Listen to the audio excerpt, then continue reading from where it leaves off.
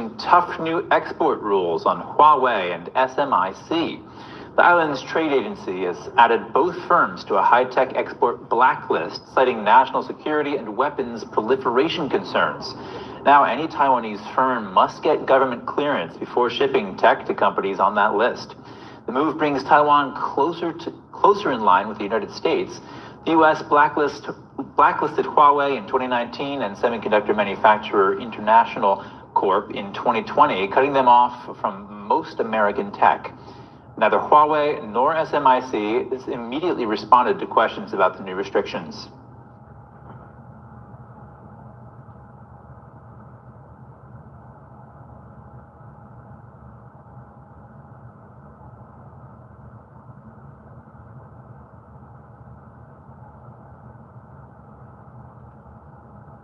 Has accepted a request to receive migrants deported from the United States. The initial plan is to take in 50 deportees per year. The U.S. is looking for partners willing to take in third-party nationals. This is part of President Donald Trump's plan to carry out a record number of deportations. Kosovo already has a deal to receive 300 prison inmates from Denmark beginning in 2027. In return for over $241 million over the next decade. The country has also expressed interest in receiving deportees from Britain. Kosovo and U.S. relations are particularly strong. The U.S. led efforts to support Kosovo's independence from Serbia in 2008. Kosovo's government said that they hold the support of the U.S. in high regard.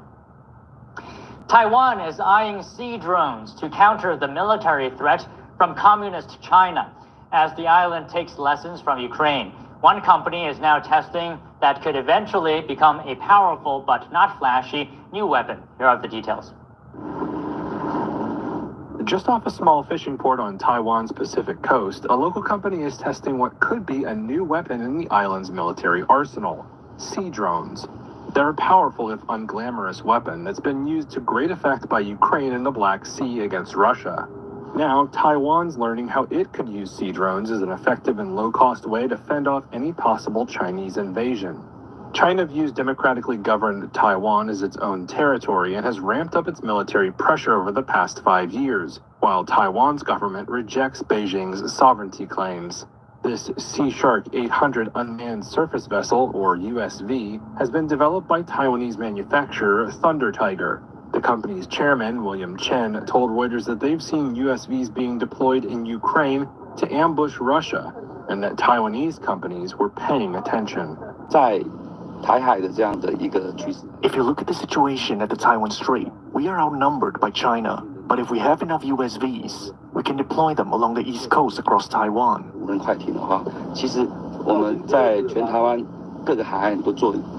They won't know where we placed them, as they are too small to detect and can be hidden. Therefore, every step becomes a danger, and this is a deterrence. Chen told Reuters the Sea Shark 800 can carry 2,600 pounds of explosives and travel up to 310 miles.